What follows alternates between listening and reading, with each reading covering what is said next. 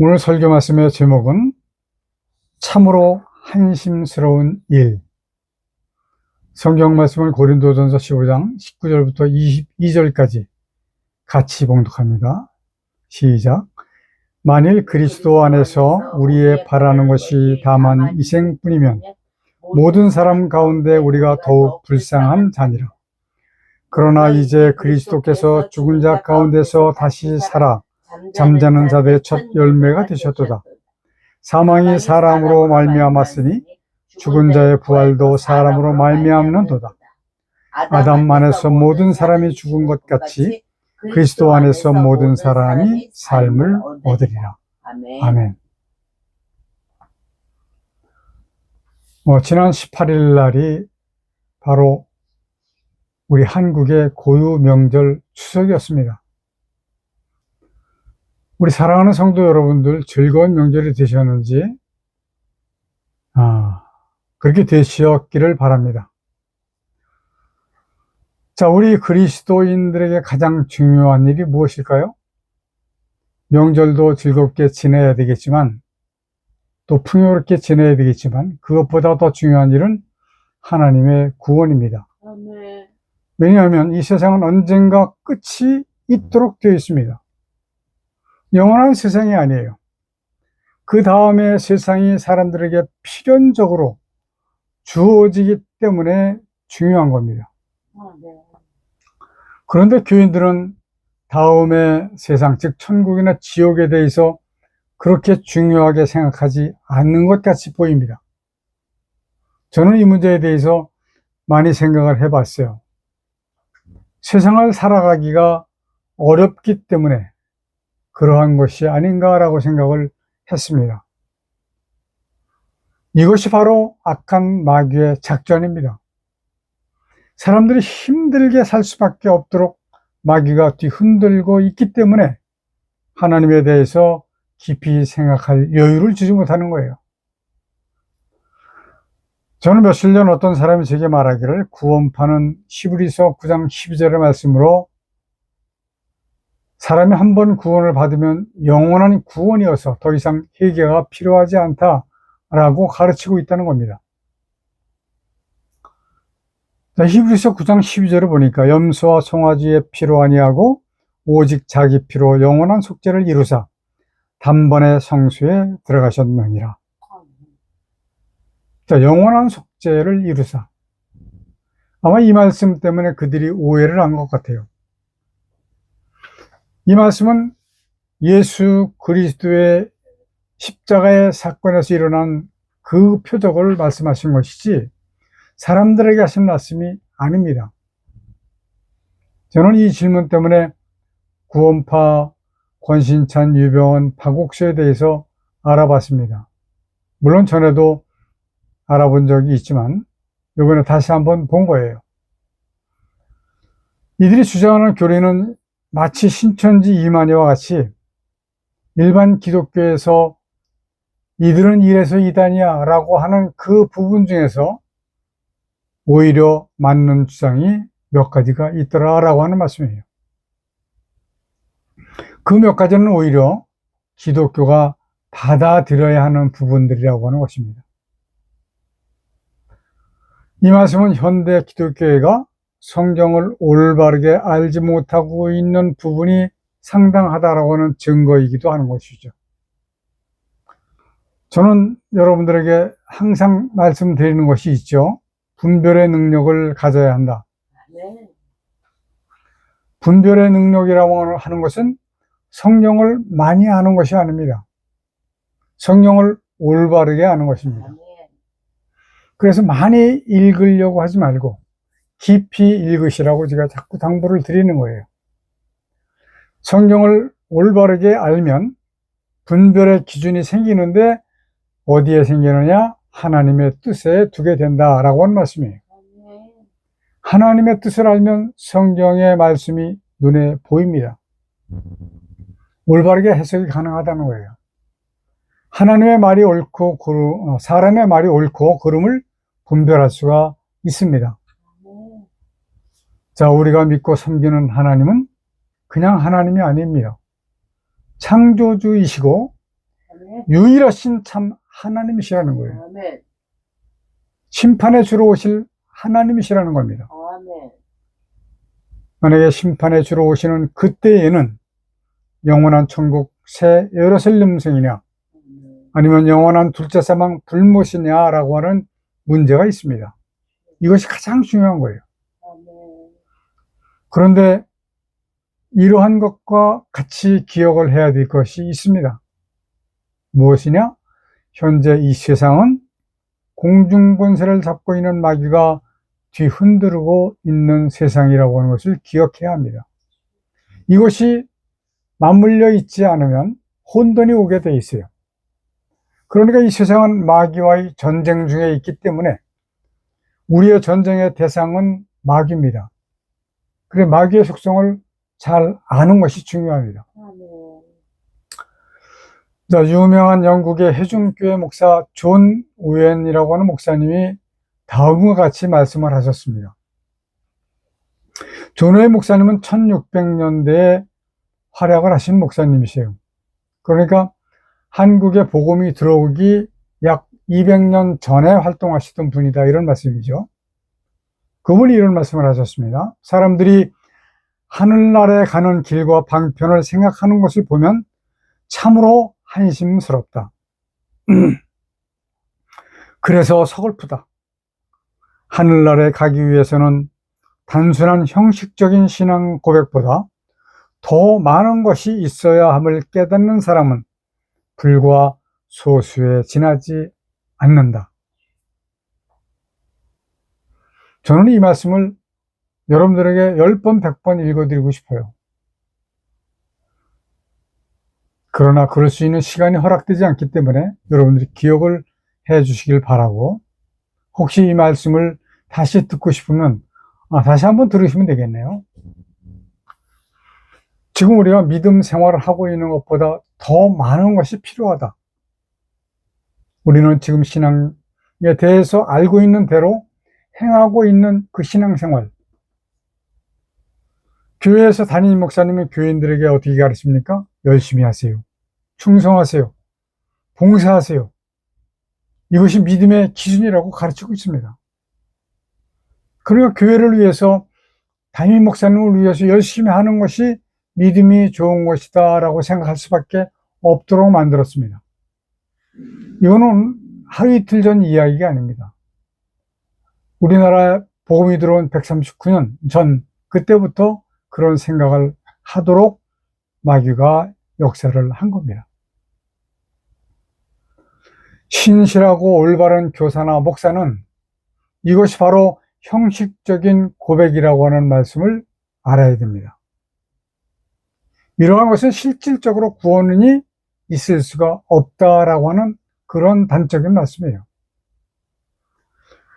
더 많은 것이 필요함을 깨닫는 사람은 불과 소수에 지나지 않는다 라고 하는 이 말씀은 정작 구원에 이를 수 있는 사람은 극히 적은 사람이다. 그래서 순수 개혁주의에서 보는 일반 기독교회의 구원의 확률이 몇 %라고 제가 말씀을 드렸습니까? 기억하실까요? 2%입니다. 2%도 안 된다라고 보여져요. 그렇기 때문에 여러분들은 98% 안에 들어가지 말고 2% 안에 들어가야 된다라고 하는 말씀이지요. 그래서 저는 목을 매서 여러분들에게 말씀을 드리는 겁니다. 이러한 현상은 이미 1600년대 유명한 목사 존 우엔 목사님도 심각하게 지적을 하신 부분이에요.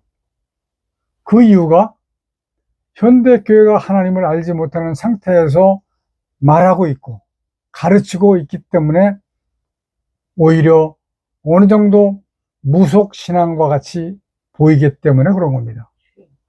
이 무속신앙은 오히려 외국도 마찬가지지만 우리나라가 더한 것 같아요. 하나님을 올바르게 알고 하나님의 뜻을 알게 되면 사람들의 신앙의 상태가 눈에 보입니다. 지금은 열심히 하는 사람들이 신앙이 좋은 것 같아요. 아닙니다. 열심히 한다고 해서 신앙이 좋은 것이 아니에요. 열심히 하는 것 뿐입니다. 왜 열심히 하느냐? 무엇이 올바른 것인지를 가르쳐 주지 않기 때문에. 하긴 모르니까 안 가르쳐 주는 거죠. 정통 청교도에서는 존 오웬 목사님의 가르침을 많이 다루고 있습니다. 제가 청교도에서 수학할 때 존 오웬 목사님의 가르침을 많이 배웠어요. 뭐 지금 제가 가지고 있는 책들이 많이 있지만 특별히 잘 보이는 책이 존 오웬 지음 개혁주의 성령론이라고 하는 책을 제가 들고 있습니다. 이러한 책들이 많이 나와 있어요. 아마 일반 기독교인들은 저게 뭐야? 라고 생각할 수도 있어요. 이제 오늘 저는 여러분들에게 존 오웬 목사님의 가르침처럼 더 많은 것을 깨닫는 것이 무엇이고 어떻게 해야 더 많은 것을 깨달을 수 있는가에 대해서 말씀을 드리려고 하는 겁니다. 자, 조지 휘필드 목사님은 자신의 설교에서 거듭남에 대해서 다음과 같이 설교를 했습니다. 중생, 즉 거듭남이 우리 각자의 구원을 결정하는 핵심이다. 각 종파의 모든 신실한 크리스천들이 동의하는 구원의 요점이지만 소위 전문가, 신학자들이라는 분들이 일반적으로 중생을 거의 언급하지도 않고 실험적이나 경험적으로도 이해하지 못하고 있다. 이런 상황은 과장이 아니다. 스스로 크리스천이라고 하는 사람, 대부분이 중생과 같은 내용이 있는지조차 제대로 들은 적이 없다. 대부분의 사람들은 교리상 정통이라고 생각하는 사람들이 유일하신 하나님 한 분을 믿으며 하나님과 인간 사이를 중보하는 한 분의 중재자를 믿는데 인간으로 육신화하신 그리스도 예수님을 믿는다고 하는데 이 말 자체는 사실이다. 자신들을 구원할 이름은 예수님이라는 이름 말고는 하늘 아래 달리 없다고 생각한다. 그러나 이들은 중생하지 않았으며 거듭나지도 않았다. 마음 깊은 곳에서 하나님의 영으로 새롭게 되어야 한다. 거듭나지 않은 상태에서 이들은 그리스도를 주여 주여라고 부르고 예수님 보혈의 분깃에 참여한 증거를 갖고 있다고 착각하고 있다. 제가 보기에도 그렇습니다. 많은 사람들이 중생하지 않았어요. 거듭나지 않았어요. 거듭나면 표시가 납니다. 어디에서? 말에서, 생각에서, 표현에서, 성경을 보는 관점에서, 생활에서 다 나타나도록 되어 있습니다. 자, 그렇다면 중생이란 무엇인가? 우리 기독교에서는 거듭나는 것을 중생이라고 합니다. 물론 불교에서는 모든 생명을 가진 것들을 중생이라고 이야기하죠. 거듭나지 아니하면 결단코 하나님 나라를 볼 수가 없다라고 요한복음 3장 3절에서 말씀을 하고 계세요. 콧말을 찍으신 겁니다. 예수께서. 믿음만으로는 안 되는 것이기 때문에 감히 청교도에서는 구원의 서정 중에서 이와 같이 중생을 아주 중요하게 생각하고 있다라고 하는 말씀입니다. 그러면 거듭남이란 무엇인가를 알아야 됩니다. 자, 거듭남이란 예수 그리스도를 자신의 구주로 믿고 난 후에 삶의 방향이 전환되는 겁니다. 자기 자신의 삶에 두었던 삶의 목표가 예수 그리스도로 전환되는 겁니다. 그러나 세상의 권세를 잡고 있는 마귀는 이 세상을 만만하게 하지 않고 있습니다. 쉽게 마귀 자신에게서 예수께로 가도록 내버려 두지 않으려고 한다라고 하는 말씀이에요. 사람이 세상을 살아가는 여정을 불교에서는 고통의 세계라고 하는 뜻에서 고해라고 합니다. 이것은 개인이나 가정도 마찬가지입니다. 그렇다고 해서 여러분 모두가 목사가 되어야 한다라고 하는 말씀은 더더욱 아니에요. 만약에 목사가 된다면 그만큼 책임이 커지는 것이기 때문에 더 어려워질 수도 있습니다.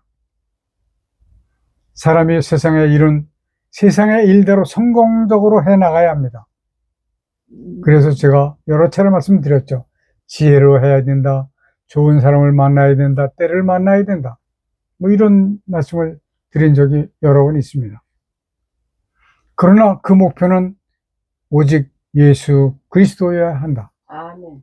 일은 잘해서 성공해야 되지만 그 목표가 바로 예수 그리스도가 되어야 된다라고 하는 말씀입니다. 아멘. 자, 이것을 단적으로 말씀을 드린다면 구원을 받아야 된다라고 하는 말씀이에요. 여러분 스스로가 구원을 받지 못하면 아무것도 아닙니다.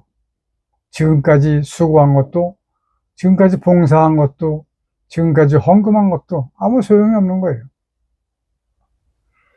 하나님께서 마귀를 멸하시는데 필요하신 것이 바로 구원을 얻은 백성이기 때문에 중요한 겁니다. 자, 그러나 교회에 다니면 다 구원을 받았다고요?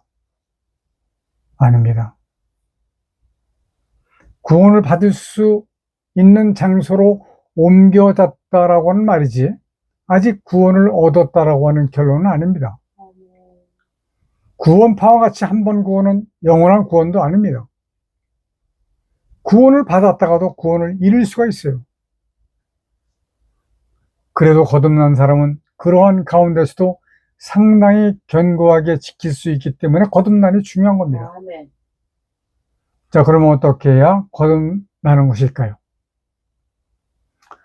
문제를 조금 던져보겠습니다. 세상을 착하게 사는 것 중요하지만 아닙니다. 교회에서 열심히 하는 것 중요하지만 아닙니다. 전도하는 것 중요하지만 아닙니다. 부모님께 효도하는 것 중요하지만 아닙니다. 사랑을 실천하는 것 중요하지만 아닙니다. 사람이 예수 그리스도를 믿고 진정으로 거듭나려고 한다면 첫 번째 하나님을 알아야 합니다. 하나님을 알아야 한다는 것은 무엇이냐? 하나님의 뜻을 알아야 한다는 말씀이에요. 하나님의 뜻 무엇을 알아야 되느냐? 하나님께서 천지창조를 왜 하셨는가를 알아야 된다는 말씀입니다. 그리고 창조하신 피조물은 언제 어떻게 하실 것인가를 알아야 된다라고 하는 말씀입니다. 이 과정을 통과하게 되면 비로소 여러분들은 스스로 김성기 목사님이 그렇게 외치셨던 이것이 바로 이것이로구나 하면서 무릎을 탁 치게 될 것입니다. 예수 그리스도를 믿은 후에 거듭나게 되면 선하게 사는 것, 열심히 하는 것, 전도하는 것, 효도하는 것, 사랑을 실천하는 것, 이러한 것은 내가 스스로 몸과 마음에서 자연히 흘러나오도록 되어 있는 겁니다. 이것이 또한 중요한 거예요. 예부터 지금까지 많은 사람들은 실제로 아는 것 같으나 실상은 알지 못하고 있습니다. 이것은 교인들만 그런 것이 아니라 대단한 부흥사들도 마찬가지입니다. 영국의 개혁주의 신학자 아더 핑크 목사님이, 이분은 1800년대 분이에요. 그러니까 한국에 복음이 들어오는 그때에 사역을 하신 분이죠. 구원의 교리 제1부 중생에서 다음과 같이 말씀을 하셨습니다. 불의한 자가 하나님의 나라를 유업으로 받지 못할 줄을 알지 못하느냐? 미혹을 받지 말라. 고린도전서 6장 9절. 그러나 많은 이들이 미혹을 받았고 특히 바로 이 점에서 그리고 가장 중요한 이 문제에 있어서 미혹을 받고 있다. 하나님은 만물보다 거짓되고 심히 부패한 것은 마음이라고 경고하셨다. 그러나 이것이 자신에게 해당된다고 믿는 사람은 거의 없다. 이게 문제예요. 내가 그렇구나라고 하는 생각을 해야 되는데 그런 사람은 거의 없다라고 1800년대에 말씀을 하신 겁니다. 대신에 신앙을 고백하는 수천만의 그리스도인들은 그들에게 모든 것이 잘 되고 있다는 헛되고 거만한 자신감으로 가득 차 있다. 그들은 제멋대로의 그리고 자신만을 즐겁게 하는 삶을 계속하면서 자비를 기대하며 미혹당하고 있다. 그들은 매일매일 지옥을 향하여 나아가고 있으면서도 자신이 천국에 합당한 자라는 환상에 빠져 있다. 그리고 많이 이제 빼먹었습니다. 중략하고 많은 사람들은 그들이 하늘에 들어갈 수 있는 자격을 얻기 위해서는 그리스도의 공로만이 필요하다고 생각한다. 그러나 이것은 크게 잘못된 생각이다. 먼저 사단의 권세에서 하나님께로 돌아오지 않은 사람은 사도행전 26장 18절입니다. 어느 누구도 그리스도의 보혈을 통하여 죄의 용서함을 받을 수 없다라고 했습니다. 자, 이건 역시 마찬가지로 거듭나지 않으면 구원에 이르게 될 수 없다라고 하는 결론이 나오게 되어 있습니다. 자, 죄란 무엇일까요? 존 오웬 목사님의 기독론 중에서 다음과 같이 말한 대목이 있습니다. 이 대목을 간단하게 읽어드리고 오늘 말씀을 마치려고 합니다. 사람은 모든 일에 있어서 하나님을 섬기도록 만들어졌다. 사람은 하나님을 위해서 만들어졌다.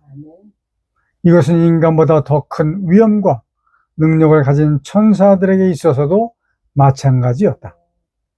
피조물이라는 이름은 창조주에게 전적으로 복종하고 봉사해야 한다는 조건을 포함하고 있다. 자, 이렇게 말씀하셨어요. 그러니까 하나님의 뜻을 알지 못하는 것이 가장 큰 죄라고 하는 결론입니다. 나머지는 다음 주에 마무리해 드리겠습니다.